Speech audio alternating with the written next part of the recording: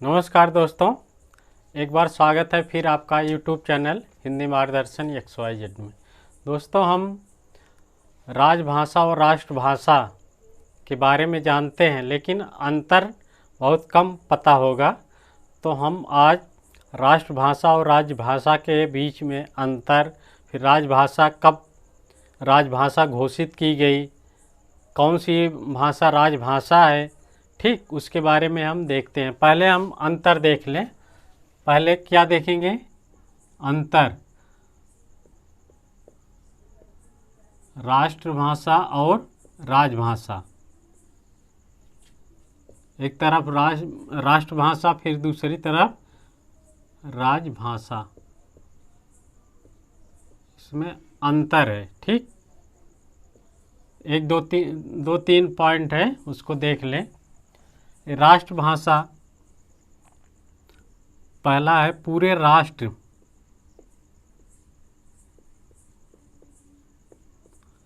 राष्ट्र की भाषा होती है।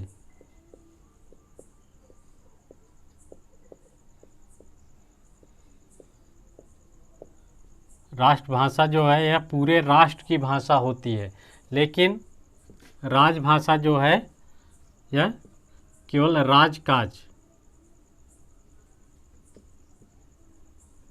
केवल सरकारी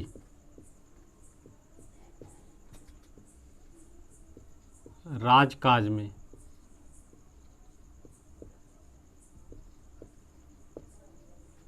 प्रयोग की जाती है,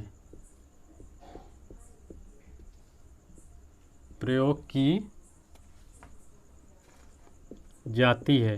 ठीक, पहले जो नवाब वगैरह जो राजा होते थे, तो उस समय की भाषा यही होती थी। वहाँ की जो राजकाज में जो प्रयोग होती थी भाषा, उसी को हम राजभाषा अर्थात सरकारी भाषा कहते थे। इसे हम दरबारी भाषा भी कहते थे। जैसे जो राजा होते थे, उनके दरबार में जो भाषा प्रचलित होती थी, इसी तरह की उसे दरबारी भाषा भी कहते थे। दरबारी भाषा। तो उस समय राजा होते थे, लेकिन इस समय राजा वगैरह नहीं है, तो इसलिए यह सरकारी राजकाज की भाषा हो गई। उस समय जो दरबार वगैरह लगता था, अर्थात राजा वगैरह होते थे, तो वहाँ दरबारी भाषा, वहाँ की उस दरबार की कौन सी भाषा है। ठीक, दूसरा है सांस्कृतिक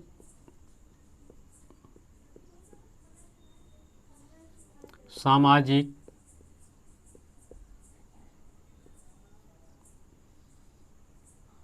आदि के आपसी संबंधों को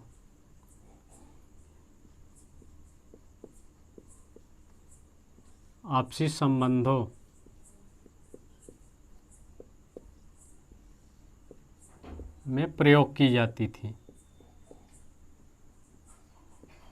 ठीक, सांस्कृतिक हो या सामाजिक हो, कि आपसी संबंधों में इस भाषा, पूरे राष्ट्र की भाषा जो थी, यह प्रयोग की जाती थी। ठीक, लेकिन इसमें ऐसा नहीं था। यह केवल राजकाज में प्रयोग होता था और कुछ राज्यों में इसका प्रयोग होता था। राजकाज तथा कुछ राज्यों में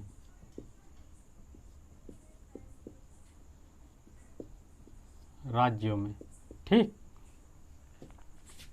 तीसरा है यह भाषा जो है पूरे राष्ट्र में प्रचलित होती थी।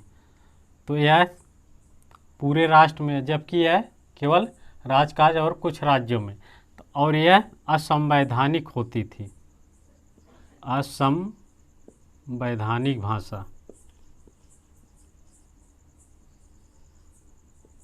राष्ट्रभाषा जो है असंवैधानिक है, जबकि राजभाषा संवैधानिक, संविधान में इसका उल्लेख है।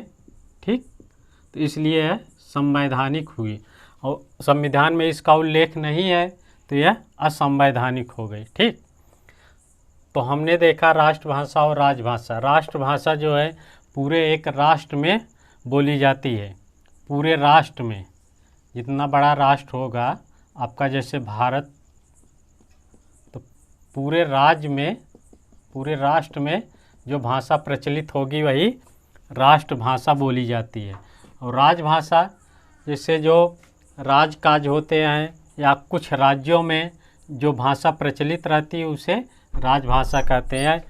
राजभाषा जो है संवैधानिक, संविधान में इसका उल्लेख है, लेकिन राष्ट्रभाषा का उल्लेख संविधान में नहीं है। ठीक। और राष्ट्रभाषा जो है भारत में कोई नहीं है।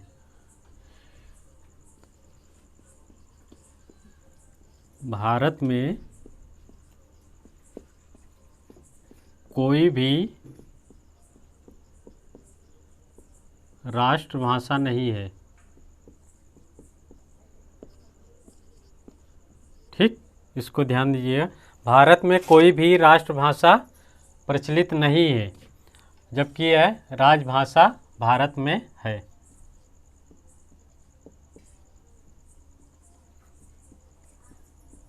हर राज्य में रहता है, हर राष्ट्र में राजभाषा रहती है।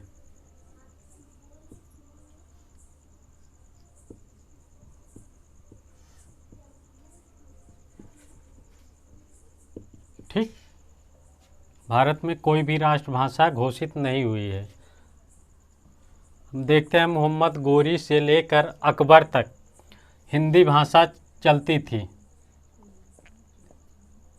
हिंदी भाषा मोहम्मद गोरी से अकबर तक हिंदी भाषा प्रचलित थी राजभाषा के रूप में। फिर उसके बाद फिर टोडरमल ने फारसी भाषा को राजभाषा घोषित किया। किसके समय? अकबर के समय।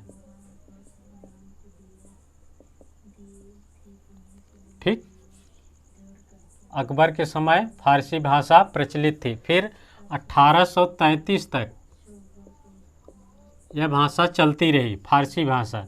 फिर 1833 से इसके बाद जब अंग्रेज़ों का शासन आया तो अंग्रेजी भाषा प्रचलित हुई।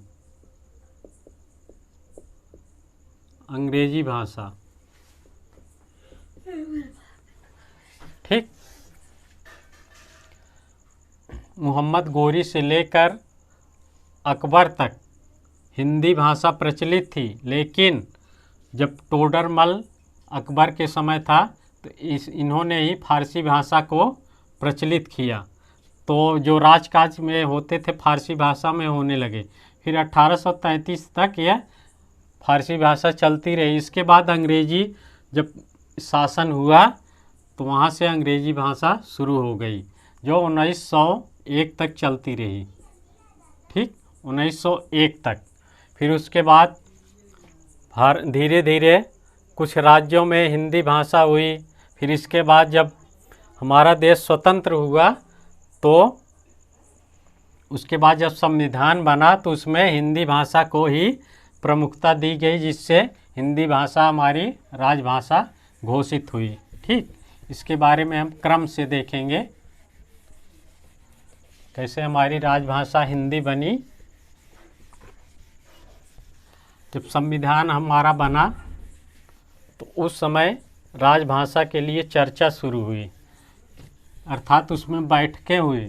तो कब से कब तक? 11 सितंबर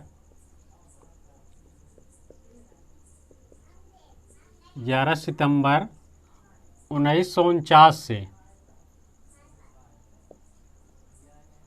ईस्वी से 14 सितंबर तक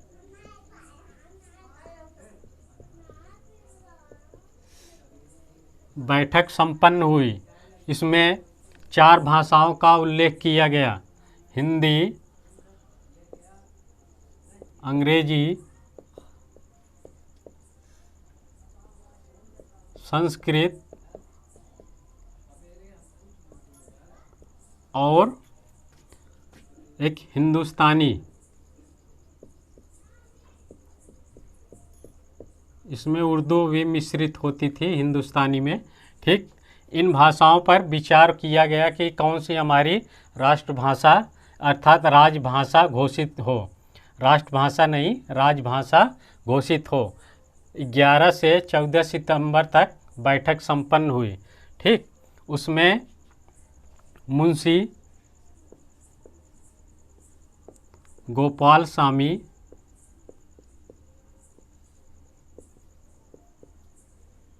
आयंगर ने सर्वप्रथम यह प्रस्ताव रखा कि हिंदी को ही राजभाषा घोषित किया जाए। इसे मुंशी आयंगर प्रस्ताव भी कहते हैं। ठीक, मुंशी आयंगर प्रस्ताव। ठीक, तो इन्होंने ही सर्वप्रथम हिंदी को ही राजभाषा घोषित करने का प्रस्ताव रखा। तो अब देख लिए 11 से 14 सितंबर तक जब बैठकें हुई, तो इसमें जब वोट पड़े अर्थात उसकी वोटिंग हुई, तो हिंदी को 78 वोट मिले, जबकि हिंदुस्तानी को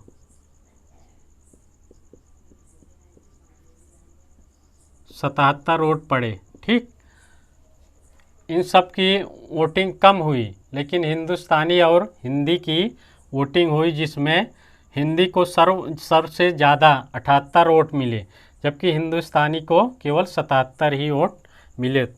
इस तरह से भी सिद्ध हो गया कि हिंदी को ही राजभाषा घोषित किया जाए। ठीक, फिर यह प्रस्ताव रखा गया कि हिंदी ही हमारी राजभाषा घोषित होगी। ठीक, तो कब घोषित हुई? 14 सितंबर। अब यहाँ देखिए 14 सितंबर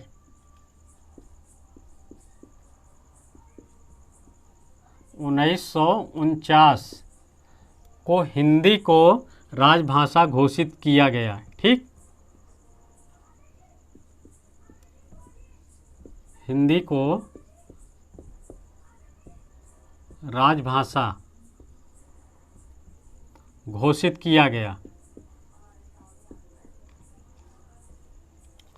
अगर प्रश्न यहाँ से अब बनता है कि हिंदी को राजभाषा कब घोषित किया गया, डेट पूछ लिया या वर्ष पूछ लिया, तो आप याद रखिए 14 सितंबर, महीना सितंबर 1949 हिंदी को राजभाषा घोषित किया गया।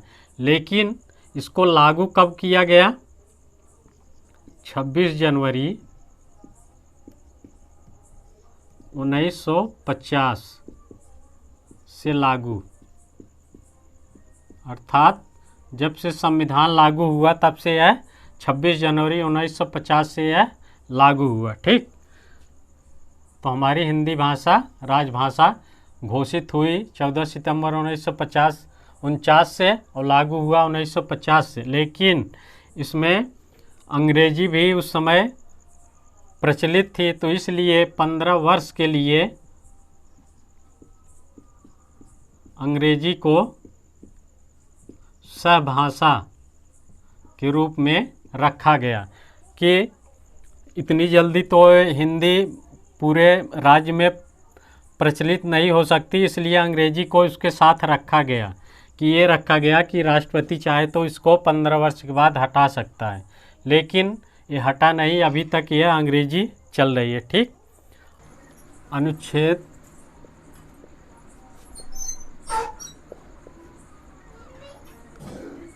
120। ठीक, इसमें क्या है? अनुच्छेद 120 में संसद की भाषा, संसद की भाषा। अनुच्छेद 210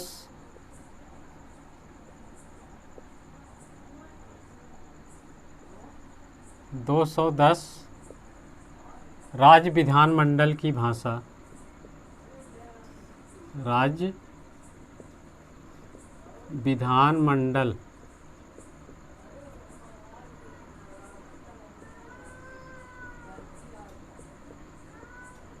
ठीक, अनुच्छेद 120 में संसद की भाषा, अनुच्छेद 210 में राज्य विधानमंडल की भाषा है। ठीक, अनुच्छेद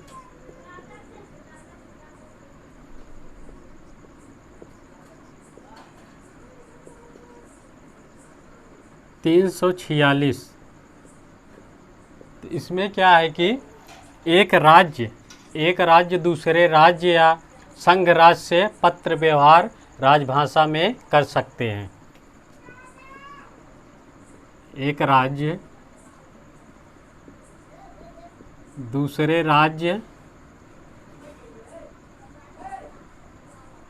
या संघ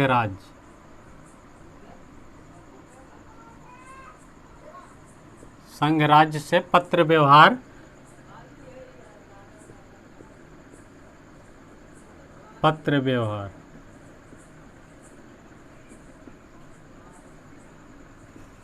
राजभाषा में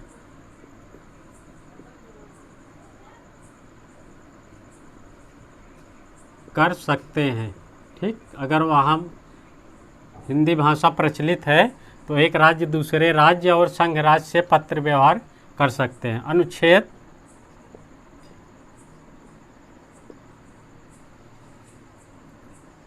348, इसमें क्या है कि उच्चतम न्यायालय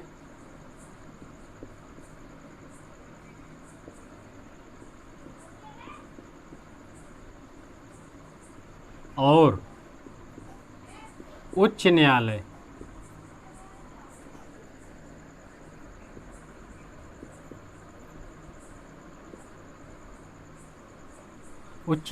की भाषा राजभाषा होगी। ठीक, 348 में उच्चतम न्यायालय और उच्च न्यायालय की भाषा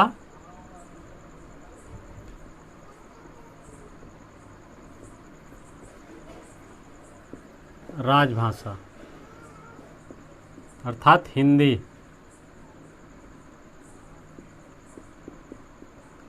ठीक, अनुच्छेद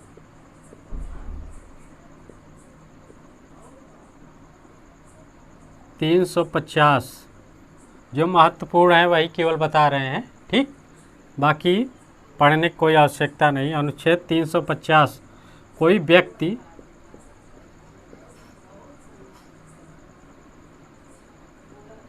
अपनी शिकायत राज्य या संघ राज्य में अपना प्रत्यावेदन दे सकता है अपनी किसी भी भाषा में। ठीक, राज्य या संघ राज्य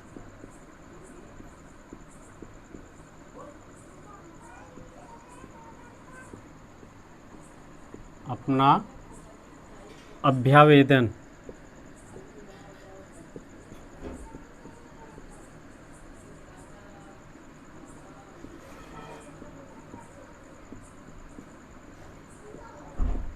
ठीक, किसी भी भाषा में अपना अभ्यावेदन दे सकता है। कोई व्यक्ति है, उसको किसी बात पे शंका है या संशय है तो राज्य या संघ राज्य में अपना अभ्यावेदन दे सकता है। अनुच्छेद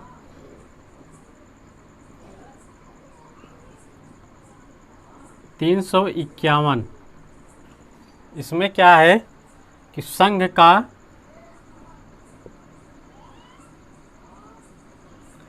का उद्देश्य अर्थात एक तरह से कह लें कि संघ का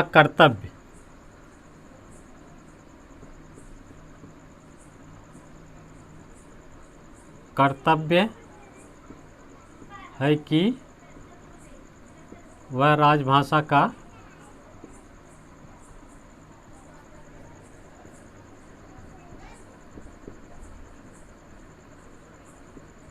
प्रचार प्रसार बढ़ाए।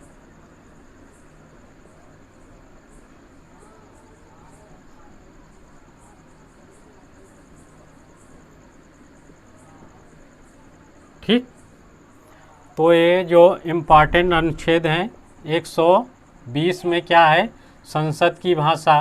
ठीक, इसको ध्यान दीजिएगा। अगर अनुच्छेद पूछ लिया किसमें संसद की भाषा का उल्लेख है तो 120। और अनुच्छेद 210 राज्य विधानमंडल की भाषा का उल्लेख है। ठीक। अनुच्छेद 346 एक राज्य दूसरे राज्य या संघ राज्य से पत्र व्यवहार राजभाषा में कर सकते हैं। ठीक। अनुच्छेद 348 उच्चतम न्यायालय और उच्च न्यायालय की भाषा राजभाषा होगी। 48 में 350 में कोई व्यक्ति अपना अभ्यावेदन राज्य या संघ राज्य में किसी भी भाषा में दे सकता है, वह स्वतंत्र है। अनुच्छेद 351 में क्या है? संघ का कर्तव्य है कि वह राजभाषा का प्रचार प्रसार बढ़ाए। ठीक।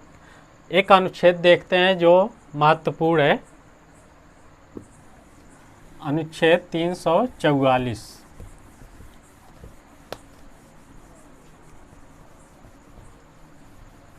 उसमें कुछ समितियों का उल्लेख किया गया है। ठीक।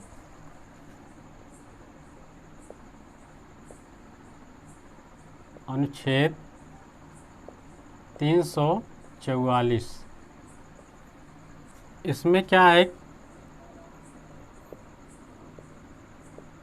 राजभाषा आयोग और संसद समिति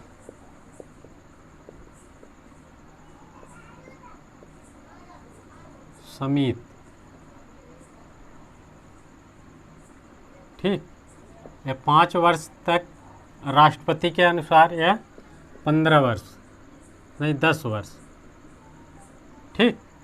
तो अब इसमें देखते हैं 2 समितियां बनी थी, कौन कौन है वो उसको हम देख लेंगे।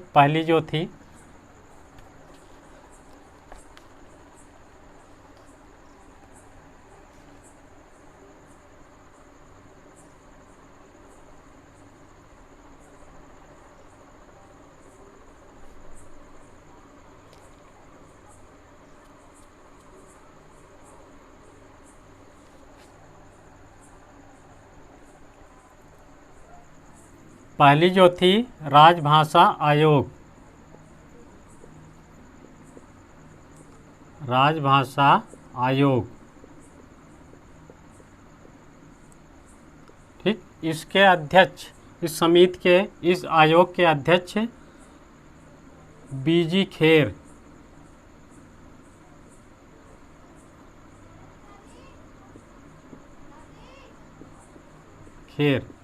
ठीक। इनका पूरा नाम है बाल गंगाधर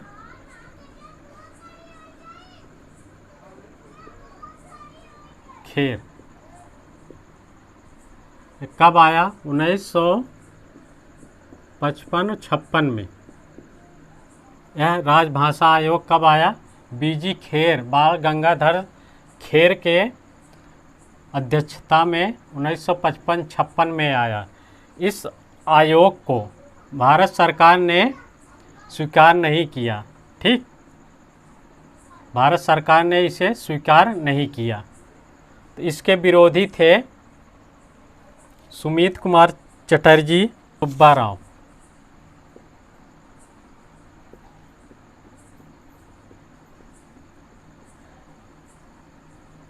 और सुब्बाराव।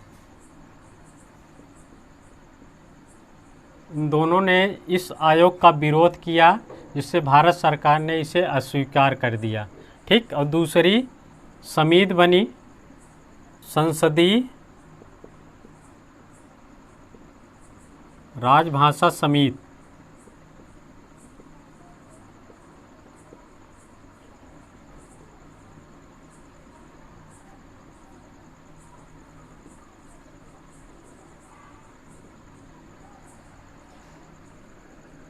इसके अध्यक्ष कौन थे? अब देखिए, राजभाषा आयोग, इसके अध्यक्ष बीजी खेर। ठीक। अब इसका आप उल्टा कर दीजिए, जीबी पंत। जी.वी. पंत, यहाँ ध्यान दीजिएगा। ठीक। नाम एक ही तरह लग रहा है, लेकिन यहाँ बीजी खेर, बाल गंगाधर खेर, जीबी पंत, गोविंद बल्लभ पंत। पूरा नाम गोविंद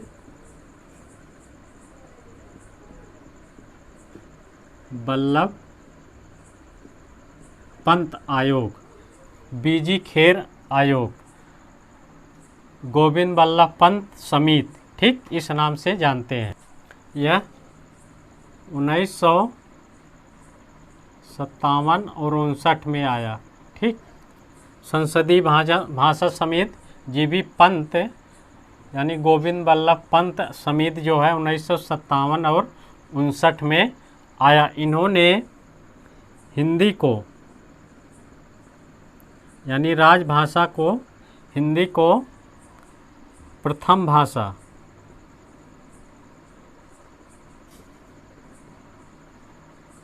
भाषा मानने का अनुरोध किया और अंग्रेजी को सहायक भाषा।